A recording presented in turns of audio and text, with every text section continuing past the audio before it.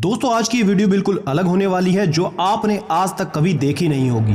पूरे YouTube पर भी आपको ये कहीं नहीं मिलेगी। हाँ, आज हम ऐसी कुछ चीजें सीखने वाले हैं जो हमारे जीवन में बहुत काम आने वाली है।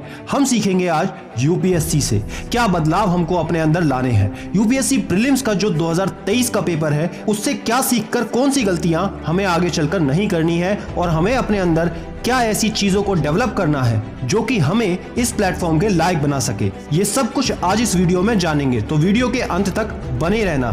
तो जल्दी से वीडियो की शुरुआत करते हैं। कमेंट बॉक्स में लिख दो जय हिंद। Number 1, go deep as much as you can. दोस्तों पिछली बार से यूपीएससी में जो बदलाव आ रहा है, यूपीएससी एग्जाम में जो ट्रेंड बदल रहा है वो कुछ अलग आपको देखने को मिल रहा है। पिछली बार भी आपने काफी हद तक चेंज को देखा था, लेकिन इस बार तो एक लेवल ऊपर यूपीएससी चला गया।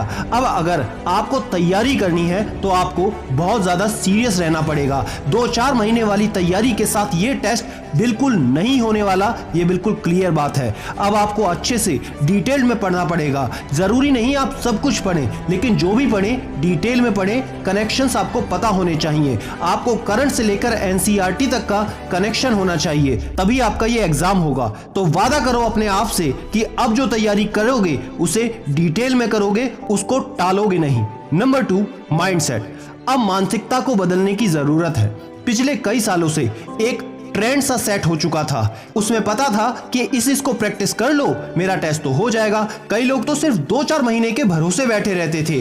अब मानसिकता को बदलना पड़ेगा, अब माइंडसेट को बदलना पड़ेगा, क्योंकि सब चीज अपडेट हो रही है। आपके फोन से लेकर आपके आसपास की हर चीज अपडेट हो रही है। उसी हिसाब से यूपीएससी ने भी खुद को बदला है, अपडेट किया है। वो चाहता है कि सिर्फ टॉप क्वालिटी कैंडिडेट ही हमें चाहिए, वो भी बेसिक लेवल से। ऊपर के लेवल को हम बाद में देखेंगे। तो जब पहले से ही क्वालिटी आएगी, पहले से ही क्रीम निकल कर आएगी, तो वही मानसिकता आपको लेकर चलनी पड़ेगी कि यूपीएससी में लगना है तो रगड़ना तो पड़ेगा, पढ़ना तो पड़ेगा, अदरवाइज छोड़ सकते हो।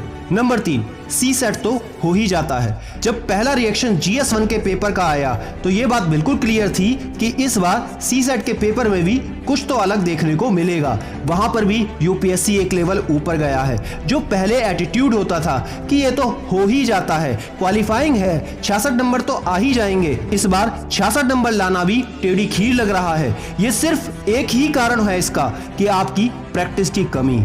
आपको प्रैक्टिस भरपूर करनी पड़ेगी। जितना आप जीएस के लिए रगड़ते हो खुद को, उतना ही सी सेट के लिए भी रगड़ना पड़ेगा, उतनी ही आपको मेहनत करनी पड़ेगी। क्योंकि इस बार मुश्किल था या नहीं, लेकिन सी सेट लेंथी जरूर था। मतलब सिर्फ ट्रिक लगा के क्वेश्चंस नहीं होने वाले, पेपर पेन लेके सॉल्व करना पड़ रहा था। इसलिए प्रैक्टिस प्रैक्टिस प्रैक्टिस, इसके अलावा कोई मूल मंत्र नहीं। Number 4, eliminate the elimination method. दोस्तों इस बार ये स्टेटमेंट हर एक एस्पायरेंट की जुबान पे है कि यूपीएससी ने इस बार एलिमिनेशन मेथड को ही एलिमिनेट कर दिया। लेकिन ये होता कब है और हुआ क्यों, ये आपको समझना थोड़ा इंपॉर्टेंट होता है। एलिमिनेशन मेथड पर हमारी काफी ज्यादा डिपेंडेंसी बढ़ चुकी थी, लेकिन इस बार पेयरिंग वाले क्वेश्चंस को लाकर एलिमिनेशन मेथड को यूपीएससी ने एलिमिनेट ही कर दिया। अब इसका मतलब क्या हुआ? इसका मतलब क्या है कि एलिमिनेशन मेथड काम नहीं आएगा? नहीं, वो काम आएगा। अब क्वेश्चंस को आपको ध्यान से देखना पड़ेगा। जितना अच्छे से आप क्वेश्चन को पढ़ पाओगे, वहीं पर खुद से जितने ज्यादा आंसर्स को फ्रेम कर पाओगे, फिर ऑप्शंस को देखोगे, तब आप इस एलिमिनेशन मेथड को भी लगा पाओगे, लेकिन डिटेल में जाके कनेक्शंस को स्थापित करके। अब आपको जो भी क्वेश्चन पूछा जाए उस पूरे के बारे में नॉलेज होगी, तभी आप उसको सॉल्व कर सकते हो। हल्का फुल्का तुक्का मारने वाला वो सीजन अब गया। इन वाले तरीकों से अब काम नहीं होने वाला, तो बस सीरियस हो जाओ और खुद के इस एटीट्यूड को एलिमिनेट कर दो। Number 5, don't lose patience.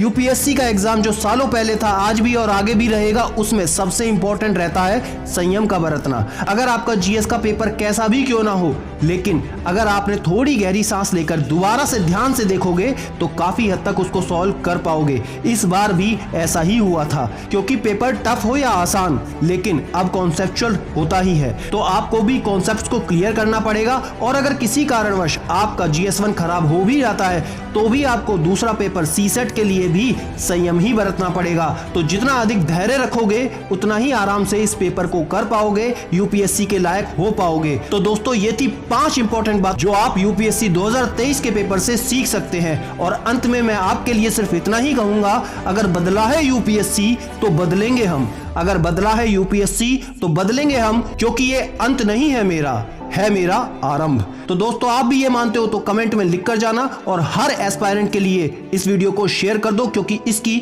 बहुत जरूरत है। और याद रखना, कोई है या नहीं, मैं हमेशा आपके साथ हूं। Be happy and stay motivated with CD mania.